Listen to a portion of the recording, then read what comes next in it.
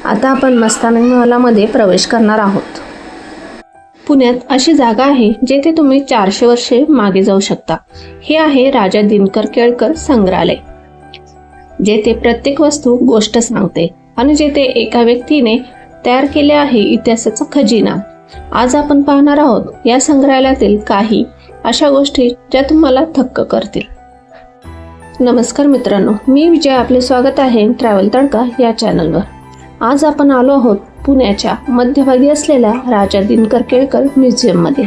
हे संग्रहालय आहे श्रीमंत वस्तूंचा खजिना, ज्यात 20,000 पेक्षा जास्त वस्तू संग्रहित आहेत। या संग्रहालयाची स्थापना केली होती डॉक्टर दिनकर केळकर यांनी। त्यांनी भारतभर फिरून गावे, किल्ले, जुनी घरे येथून प्राचीन वस्तू गोळा केल्या। हे संग्रहालय त्यांनी आपल्या मुलाच्या स्मरणात बांधले, ज्यांचं नाव होतं राजा, म्हणून नाव पडलं राजा दिनकर केळकर संग्रहालय। ही फक्त वस्तूंची जागा नाही, ही आहे एका व्यक्तीच्या पॅशनची कहाणी। संग्रहालय पाहण्यासाठी प्रत्येक व्यक्ती असे 120 रुपये तिकीट आहे। कॅमेरा, फोटो वगैरे काढायचे असेल तर त्याचे चार्जेस वेगळे आहेत। आपण आता पाहत आहोत ह्या मूर्ती दगडामध्ये कोरलेल्या आपल्याला पाहायला मिळतात। सुंदर अशी रेखीव काम आहे। खिडकी, दरवाजे खूप जुने आहेत। याचे लाकूडही खूप जुने आहे आणि त्याच्यामध्ये नक्षीकाम केलेले आहे। आपल्याला जातं पाहायला मिळतं। त्याचबरोबर सुंदर असा दरवाजाही नक्षीकाम केलेला लाकडाचा पाहायला मिळतो। येथे आपल्याला दिव्यांचा स्टँड पाहायला मिळतो, ज्यामध्ये दिवे लावले जातात।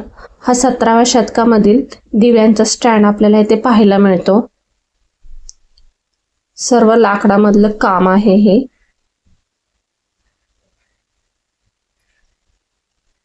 खूप सुंदर असा हा दिवा स्टँड आहे। येथे सर्वात सुंदर खास गोष्ट म्हणजे प्राचीन दरवाजे आणि खिडक्या। राजस्थान, गुजरात, महाराष्ट्र इथल्या विविध शैलींचे दरवाजे तुम्हाला पाहायला मिळतील। प्रत्येक दरवाजा म्हणजे एक कला आहे। त्यावर केलेली कोरीव काम, देवदेवतांच्या आकृत्या खूप सुंदर आहेत।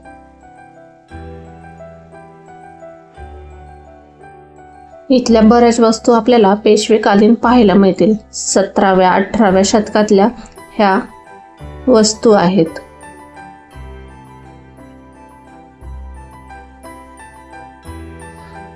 खालच्या फ्लोअरला सगळे आपल्याला दरवाजा, खिडकी यांचे खूप कोरीव काम आपल्याला पाहायला मिळते। असे 3 मजले आहेत संग्रहालयाचे। आता आपल्याला असे दरवाजेही पाहायला मिळत नाहीत।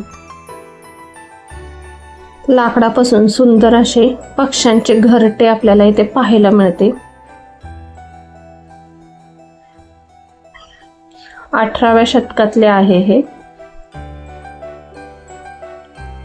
म्युझियम मध्ये आल्यानंतर कोणत्या साइडने आपण कुठे काय काय आहे याचा मॅप इथं दाखवलेला आहे। त्याचबरोबर येथे संग्रहालयाची माहिती आपल्याला वाचायला मिळते।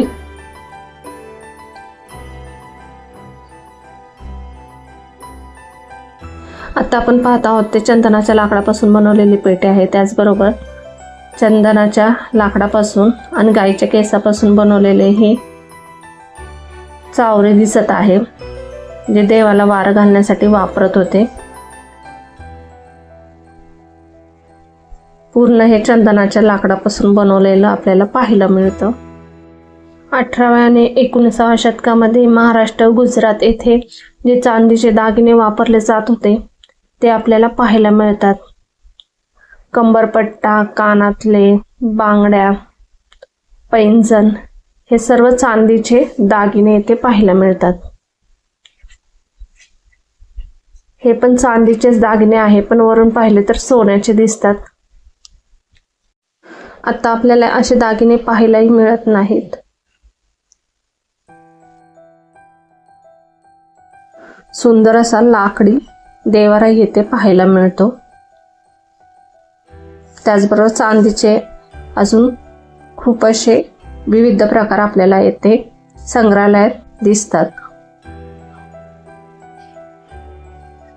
सुंदर असे चांदीचे दागिने आहेत.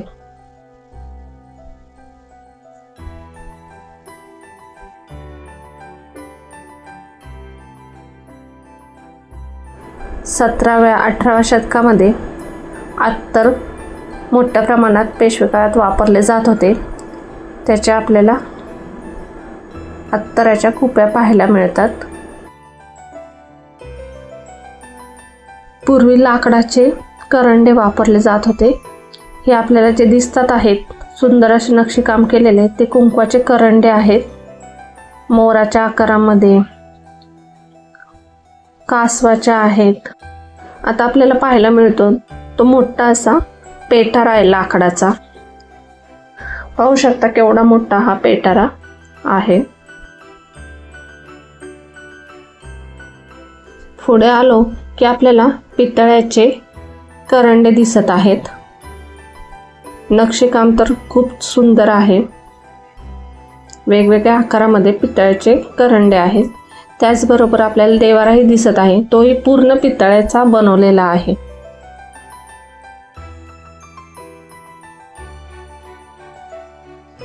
मजबूत अशा तिजोऱ्याही आपल्याला इथे पाहायला मिळतात. वेगवेगळ्या आकारामध्ये आणि लहान मोठ्या तिजोऱ्या इथे दिसतात. पुढे आलो की आपल्याला वेगवेगळ्या वस्तू पाहायला मिळतात. जेथे लाकडापासून बनवलेल्या खुर्च्या आहेत, देवांच्या मूर्त्या आहेत.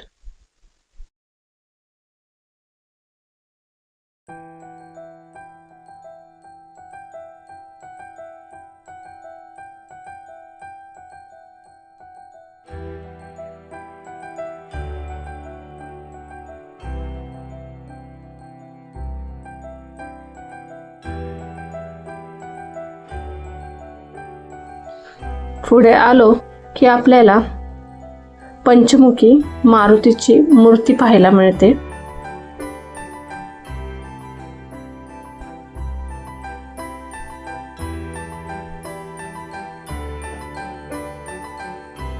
हे पहा केवढे मोठे राशीचक्र आपल्याला इथे पाहायला मिळते. पूर्ण लाकडापासून हे बनवलेले राशीचक्र आहे.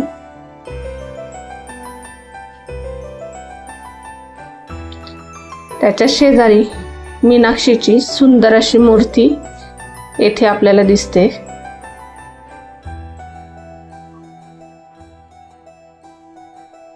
दोनशे 300 वर्षापूर्वीच्या आपल्याला ह्या लाकडी, लोखंडी, पितळ्याच्या फण्या पाहायला मिळतात.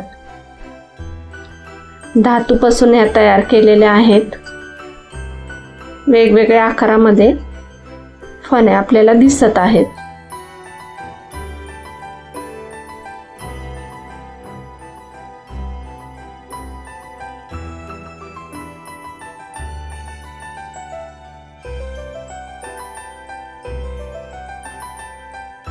आता आपण चाललो आहोत सेकंड फ्लोअर वरती. येथे वरती आल्यावर आपल्याला महिषासुरमर्दिनी ची सुंदर अशी मूर्ती पाहायला मिळत आहे.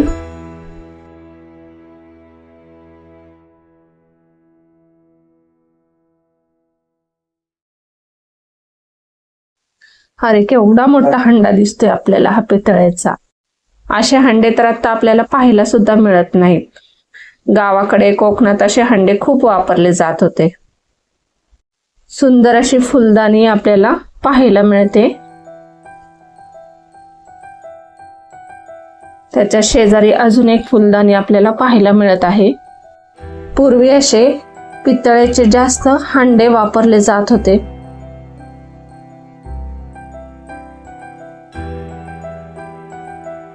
वेगवेगळ्या आकारात येथे पाहायला मिळत आहेत. मोठे, लहान, पूर्ण हे पितळेची भांडी आहेत. आता अशा गोष्टी आपण फक्त संग्रहालयामध्ये पाहू शकतो. भांडी धरायला दोन्ही साईडला कडे आहेत.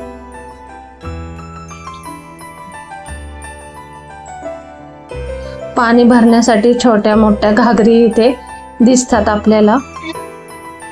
पानाच्या आकारामध्ये आपल्याला इथे ताटही पाहायला मिळते. आता अशाच प्रकारामध्ये आपल्याला प्लास्टिकमध्ये पानाच्या आकारामध्ये ताट दिसतात, जी आपण सध्याच्या काळामध्ये वापरतो.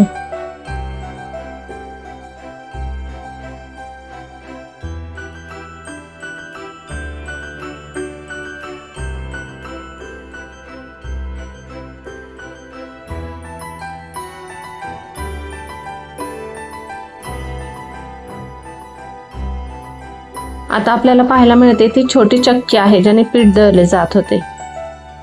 तुम्हाला वाटेल की स्वयंपाकघरात काय खास आहे, पण येथे तर सर्व जुने भारतीय किचन टूल्स पाहून आपण थक्क व्हाल.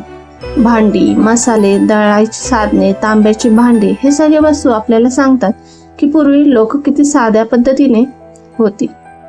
पूर्वी काही कार्यक्रम असेल की असे मोठे भांडी लागत असे, त्यासाठी हे सार वाढण्यासाठी आपल्याला हे भांड दिसत आहे. त्याचबरोबर तूप वाढण्यासाठी छोटस भांड आपल्याला इथे दिसत आहे. पानाच्या आकारामध्ये आपल्याला हे ताट दिसत आहे.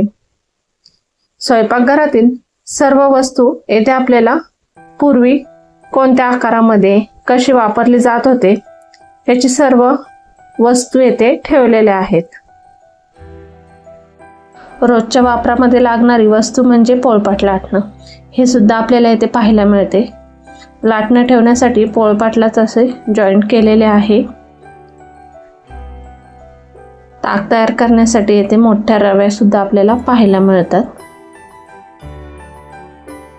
पूर्वीच्या काळी कुरड्या पाडण्यासाठी अशी साधने वापरली जात होते. वेगवेगळ्या आकारामध्ये हे बनवलेले आहे. लाकडापासून, काही पितळेचेही बनवले आहेत. ह्याच्या साहाय्याने कुरड्या पाडल्या जात होत्या. चकल्या, शेव बनवण्यासाठी त्याचा वापर केला जात होता. त्याचबरोबर करंजीला आकार येण्यासाठी आपण जे कात्ने वापरतो तेही आपल्याला इथे पाहायला मिळतात. वेगवेगळ्या आकारामध्ये हे चमचे आहेत करंजी कट करण्यासाठी. त्याचे साचेही आपल्याला इथे पितळेची दिसतात. पूर्ण पितळेची भांडी आहेत. पुढे आपल्याला पाहायला मिळते ते शेव्या पाडण्याचे यंत्र आहे. स्वयंपाकघरात भांडे ठेवण्यासाठी छोटेसे असे पितळेचे, लाकडाचे तिजोरी बनवलेली येथे दिसते.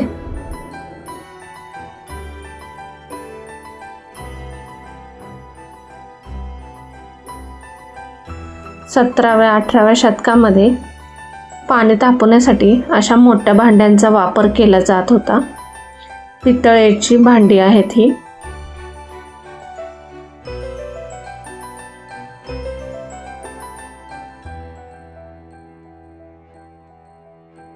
किचनमध्ये जास्त वापर ज्याचा केला जातो ती भाजी, फळे चिरण्यासाठी लागणारी विळी. मोठमोठ्या विळ्या आपल्याला येथे पाहायला मिळतात आणि त्याच्यातही नक्षीकाम येथे केलेले आहे. मसाले ठेवण्याचे डब्बे. व्यापारी काळामध्ये असे तेलाचे बुदले बनवले जात होते, जे तेल ठेवण्यासाठी त्याचा उपयोग करत होते. हे उंटाच्या कातड्यापासून बनवलेले तेलाचे बुदले आपल्याला इथे पाहायला मिळतात. येथे आपल्याला स्वयंपाकघरात लागणाऱ्या सर्व वस्तू येथे आपल्याला पाहायला मिळतात. चूल सुद्धा येथे ठेवलेली आहे. भांडी ठेवण्यासाठी त्या काळात कसे रॅक वापरले जात होते तेही आपल्याला इथे पाहायला मिळतात.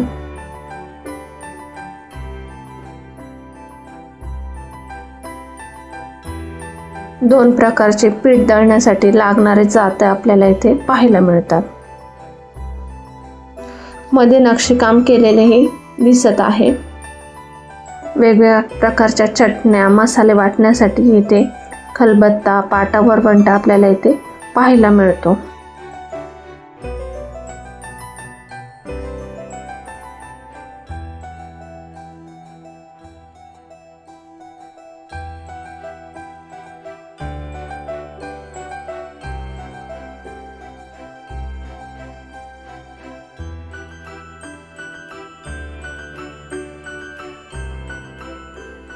पुढे आलो की आपल्याला ही लाकडाची बनवलेली घोडागाडी पाहायला मिळते.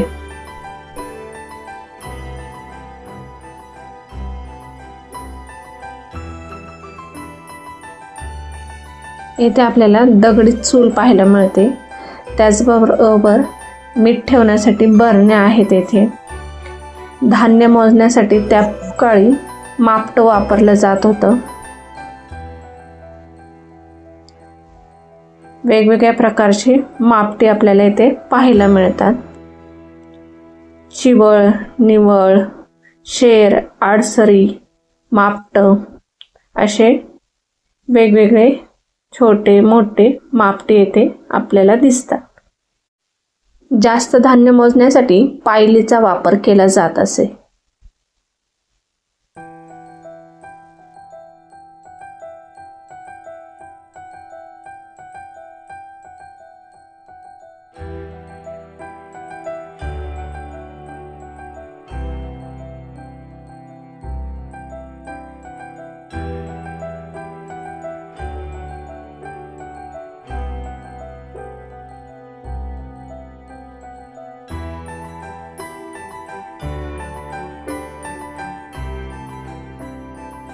आता आपण चाललो आहोत तिसऱ्या मजल्यावर.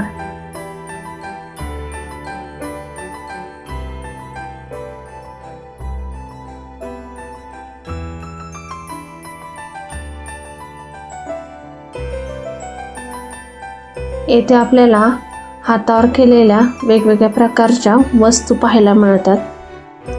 तुम्ही येथे येऊन पाहू शकता. सुंदर अशा ह्या वस्तू बनवलेल्या आहेत. प्राचीन काळी सुंदर अशी हस्तकला येथे पाहायला मिळते. या संग्रहालयात आपल्याला अनेक प्राचीन वाद्य पाहायला मिळतात, ज्याचा वापर पूर्वीच्या काळात होत होता. पखवाज, तंबोरा आणि अनेक दुर्मिळ इन्स्ट्रुमेंट्स. हे सगळं पाहताना तुम्हाला भारतीय संस्कृतीची खोली समजते. त्याचबरोबर पुढे आलो की आपल्याला हे भातुकलीच्या खेळामधली छोटी छोटी भांडी पाहायला मिळतात. त्याचबरोबर आपल्याला इथे आदिवासी कला पाहायला मिळते.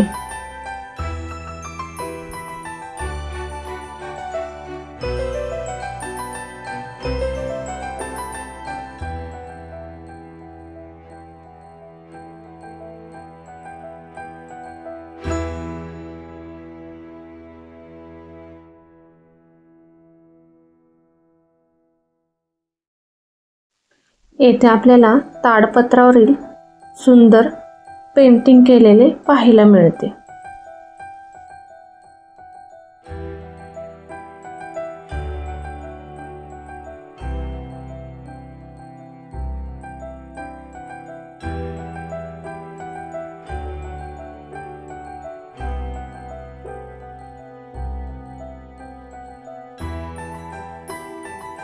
त्याचबरोबर आपल्याला इथे पालखी पाहायला मिळते. लाकडाची बनवलेली नगारे आहेत. आता येथे पहा, त्या काळी युद्धाच्या वेळी जे चिलखत वापरले जात होते ते आपल्याला इथे पाहायला मिळते, जेणेकरून त्या काळी तलवारीच्या लढाईत स्वतःचा बचाव करता येत होता. बंदुका तर आपल्याला इथे खूप पाहायला मिळतात. वेगवेगळ्या प्रकारच्या इथे बंदुका आपल्याला दिसत आहे म्युझियम मध्ये. त्याचबरोबर येथे ढालही दिसते, जेणेकरून शत्रू आपल्यावर हल्ला करताना याच्यापासून बचाव होत असे. पूर्वीच्या काळी वापरले जाणारी वेगवेगळ्या प्रकारची हत्यारे येथे पाहायला मिळतात.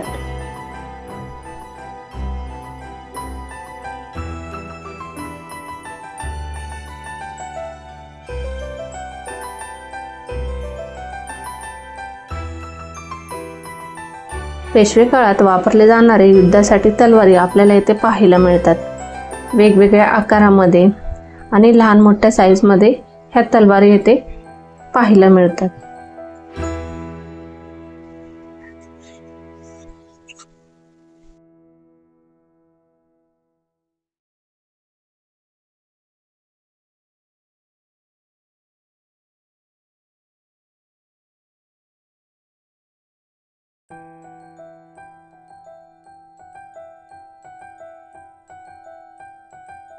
या संग्रहालयात सर्वात प्रसिद्ध भाग म्हणजे दिव्यांचा संग्रह. पूजेसाठी लागणारे वेगवेगळे प्रकारचे दिवे आपल्याला इथे पाहायला मिळतात. काही दिवे तर प्राण्यांच्या आकारात बनवलेले आहेत. देवपूजेसाठी, सणासाठी, घरासाठी लागणारे वेगवेगळे प्रकारचे दिवे आपल्याला इथे पाहायला मिळतात.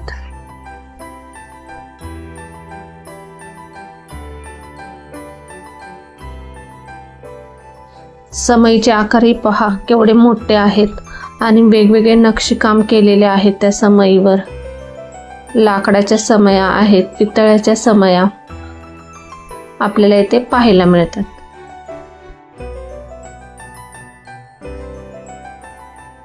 आता आपण जाणार आहोत खाली उतरून मस्तानी महल पाहण्यासाठी.